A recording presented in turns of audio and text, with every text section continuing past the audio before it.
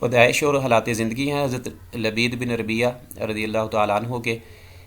یہ واحد صاحب معلقہ ہیں کہ جنہوں نے اسلام قبول کیا۔ نبی کریم صلی اللہ علیہ وسلم کے پاس تشریف لائے، وفد کے ساتھ تشریف لائے تھے، اور نبی کریم صلی اللہ علیہ وسلم کے پاس آ کر اسلام قبول کیا۔ اور یہ ان کے بارے میں کہا جاتا ہے، آپ کا یہ قول ہے کہ استحیی ان اقول شعرا بعد نزول القرآن، کہ مجھے حیا آتی ہے کہ جب قرآن پاک نازل ہو چکا ہے تو اس کے بعد میں شعر کہوں۔ یہ حضرت لبید بن ربیہ نے کہا تھا۔ یہ قصیدہ جو ہے ان کا، یہ قبل از اسلام انہوں نے،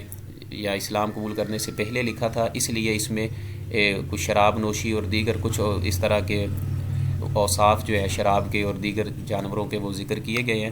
لیکن جب اسلام قبول کر لیا انہوں نے تو پھر شاعری ترک کر دی، اور ایک دفعہ حضرت عمر فاروق نے کچھ لکھنے کو کہا ان کے اسلام کے بارے میں، آپ نے کیا لکھا ہے، کوئی شاعری بھیجے، تو انہوں نے سورہ بقرہ لکھ کر بھیج دی، اور اس وقت یہ کہا کہ استحیی ان اقول شعرا بعد نزول القرآن، کہ مجھے حیا آتی ہے کہ میں قرآن کے نزول کے بعد کوئی شعر کہوں، یا یہ ہے کہ اس کلام کے ہوتے ہوئے، کلام الہی کے ہوتے ہوئے کسی اور کلام کی مجھے ضرورت نہیں ہے۔ معلقہ ہے جی آپ کے، جو کہتے ہیں کہ چوتھے معلقے کے شاعر ابو عقیل، ابو عقیل ان کی کنیت ہے، اور عقیل کہتے ہیں عقل مند کو، صاحب فہم و فراست جو ہے اسے کہتے ہیں۔ لبید بن ربیہ عامری، لبید ان کا نام ہے اور ربیہ ان کے والد کا نام تھا، بنو عامر قبیلے سے ان کا تعلق تھا۔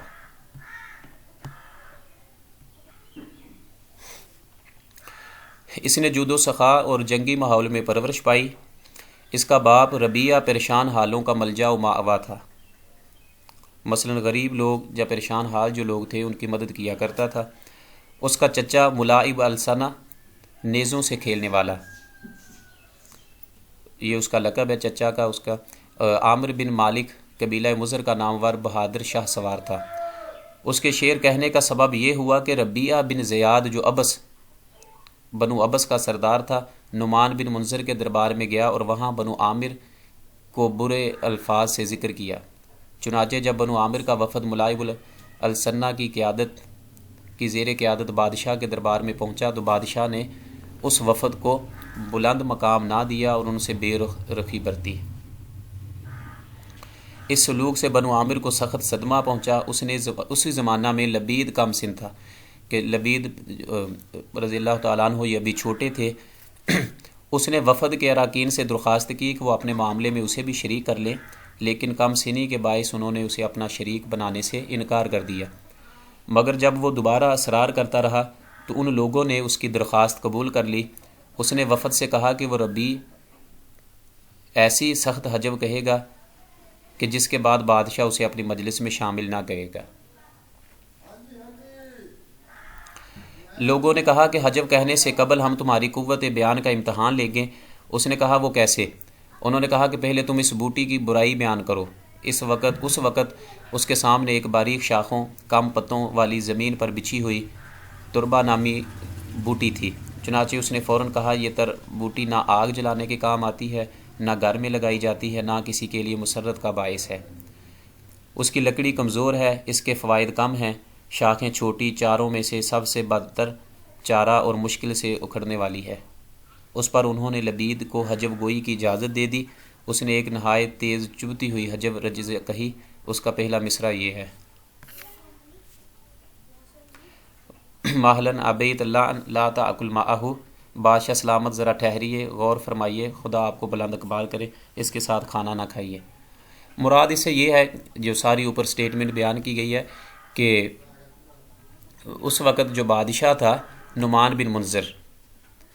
اس کے دربار میں بنو ابس، ربی بن زیاد جو ہے بنو ابس کے لوگ موجود تھے، اور انہوں نے ان کے جو بنو عامر کے قبیلے کے لوگ تھے ان کے ساتھ جو ہے اچھا سلوک نہ کیا، جہاں بادشاہ کے ساتھ اس طرح کی گفتگو کی، ان کی عزت جو ہے وہ کم کی۔ بادشاہ کے دربار میں، نعمان بن منذر کے دربار میں بنو ابس کے جو سردار تھے انہوں نے ان کی عزت کو کم کرنا چاہا، اور بادشاہ کی توجہ جو ہے وہ اپنی طرف مرکوز کرنا چاہی۔ تو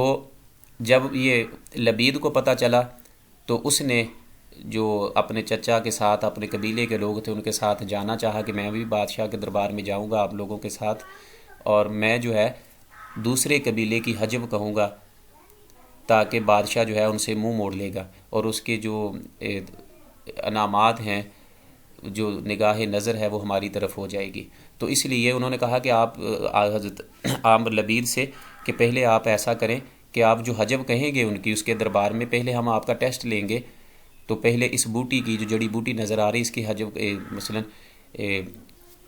اس کی بوٹی کی برائی بیان کریں۔ تو انہوں نے اس بوٹی کی بیان کی برائی اور اس کو جو ہے نا حضرت لبید کو ساتھ لے لیا۔ اس کے بعد جو ہے کہ اس رجز کو سننے کے بعد بادشاہ ربیع سے دل برداشتہ ہو گیا، اسے اپنے دربار سے نکال دیا اور عامریوں کو اعزاز و کرام سے نوازا کہ جو ربیع بن زیاد بنو ابس کا سردار تھا اس کو بادشاہ نے اپنے دربار سے نکال دیا جب حضرت لبید نے اس کی رجز کہی ہے، اور عامریوں کو لبید کی وہ اشعار سننے کے بعد بنو عامر کے جو لوگ تھے ان کو عزت بخشی ہے، اعزاز و کرام سے نوازا، اپنا مقرب بنا لیا۔ کہتے ہیں کہ یہی لبید کی وہ پہلی رجز تھی جو اس کی شہرت کا باعث بنی۔ بعد از لبید قطعات طویل منظومات کہتا رہا تاں کہ دعوت اسلام ظاہر ہوئی اور وہ اپنی قوم کے ایک وفد میں حضور صلی اللہ علیہ وسلم کے پاس حاضر ہو کر اسلام قبول کیا۔ اسلام قبول کرنے کے بعد اس نے قرآن مجید حفظ کیا اور شاعری ترک کر دی۔ یہ بھی مثلا ایک MCQs پوچھا جاتا ہے کہ من هو الشاعر الذي هجر الشعر یا من ترک الشعر، تو وہ کون سا شاعر ہے کہ جس نے شعر جو ہے اس کو شاعری کو ترک کر دیا تھا؟ تو یہ حضرت لبید بن ربیہ عامری ہی ہیں جنہوں نے جب اسلام کا نبی کریم صلی اللہ علیہ وسلم نے اعلان کیا ہے، اعلان نبوت کیا ہے، تو اس کے بعد جو ہے انہوں نے اسلام قبول کیا اور شاعری ترک کر دی۔ یہاں تک منقول ہے کہ اسلام لانے کے بعد صرف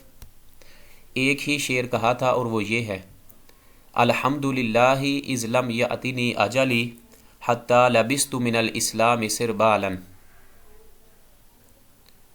کہ خدا کا نہایت احسان شکر ہے کہ اس نے مجھے جامع اسلام سے ملبوس کیے بغیر نہ مارا، کہ اللہ تعالیٰ کا بے حد شکر ہے کہ میرے فوت ہونے سے پہلے اللہ تعالیٰ نے مجھے اسلام قبول کرنے کی توفیق دی ہے۔ الحمدللہ اذ لم یأتنی اجلی حتی لبست من الاسلام سربالا، یہی سبب ہے کہ وہ اسلام کے بعد طویل عمر پانے کے باوجود جاہلی شعراء میں شمار کیا جاتا ہے۔ حضرت عمر رضی اللہ تعالیٰ عنہ کی خلافت میں جب شہر کوفہ بسایا گیا تو لبید وہاں چلا گیا اور وہیں اقامت اختیار کی۔ اس کی وفات حضرت معاویہ کی خلافت کے اوائل 41 ہجری میں ہوئی، اور یوں اس نے مشہور قول کے مطابق 145 برس کی عمر پائی تھی۔ لبید بن ربیہ کی شاعری ہے کہ لبید رضی اللہ تعالیٰ عنہ بڑا فیاض، نہایت دانا، عقل مند، شریف النفس، پیکر و مہر و مروت اور بہادر تھا۔ یہی اس کے اخلاقی و جذبات تھے جو اس کی شاعری میں رواں نظر آتے ہیں۔ اس کی شاعری فخریہ شاعری، شرافت و کرم کا مرقع ہے۔ اس کی نظم کی عبارت پر شفقت، الفاظ کی ترتیب خوشنما ہے جس میں پھرتی کے الفاظ نہیں ہیں۔ وہ حکمت عالیہ، موضوع حسنہ اور جامع کلمات سے مزین ہے۔ ہمارا خیال ہے کہ مرثیہ نگاری اور صابر و مخزون کے جذبات کی عکاسی کے لیے جو مناسب الفاظ اور پر اثر اسلوب وہ اختیار کرتا ہے اس میں وہ اپنی نظیر نہیں رکھتا۔ اس کے معلقہ کے الفاظ پرزور ہیں اور اسلوب پختہ، اور بدوی زندگی اور بدویوں کے اخلاق و عادات کی منہ بولتی تصویر ہے۔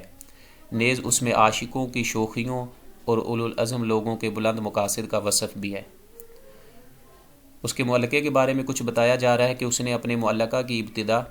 کھنڈروں کے وصف محبوبہ کی یاد سے کی ہے، پھر طرفہ کی طرح اپنی اونٹنی کا طویل وصف کیا ہے،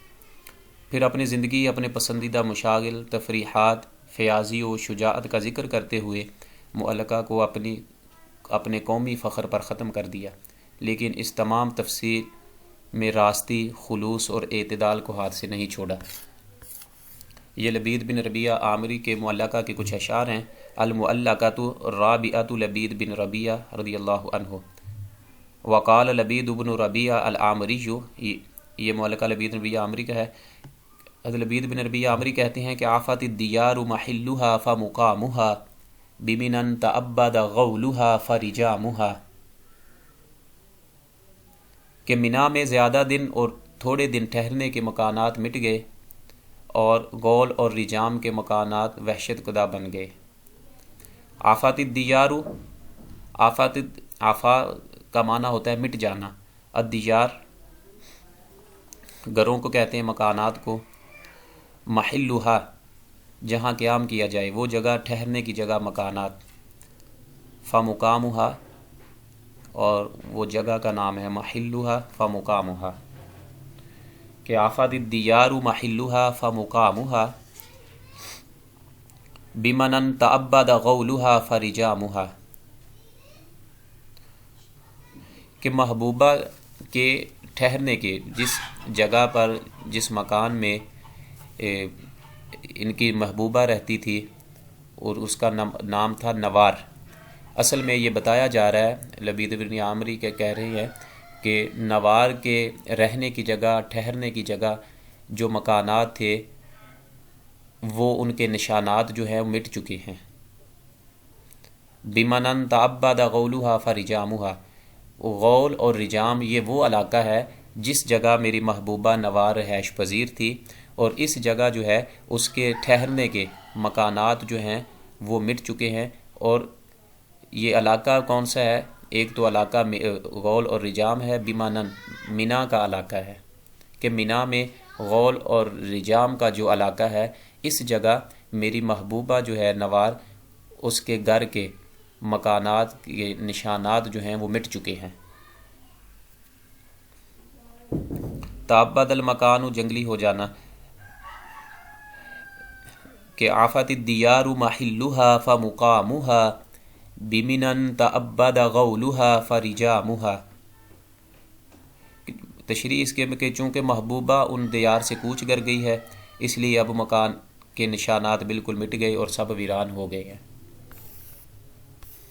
اس کے بعد کہتا ہے کہ فمدافع الریان الریہ رسمھا خلقا کما دمن الوحی سلامھا، فمدافع الریان الریہ رسمھا، کہ کوہ ریان کی نالیاں جن کے نشانات جو ہے وہ پرانے پڑ گئے، اس طرح واضح کر دیے گئے ہیں جس طرح کہ کندہ پتھر نقوش کتابت کا ضامن ہوتا ہے۔ مدافع الریان،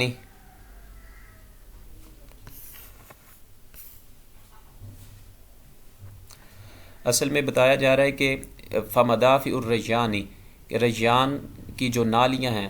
مدافع کہتے ہیں، مدفع کی جمع ہے، یعنی پانی کی دار، پانی کا دارا، پانی بہنے کی جگہ۔ تو ریان کی جو نالیاں ہیں، الریہ رسمھا، الریہ انہوں نے ننگا کر دیا ہے، دوبارہ جو ہے وہ سامنے آ گئی ہیں، رسمھا ان کے نشانات، فمدافع الریان الریہ رسمھا، اور ریان کی جو نالیاں ہیں انہوں نے اس کے نشانات کو از سر نو ظاہر کر دیا ہے۔ خلقاً کما ضمن الوحی سلامھا، خلقاً معنی بسیدہ ہو چکے، حالانکہ کہتا ہے کہ وہ بسیدہ ہو چکے تھے، پرانے ہو چکے تھے وہ نشانات، کما ضمن الوحی سلامھا،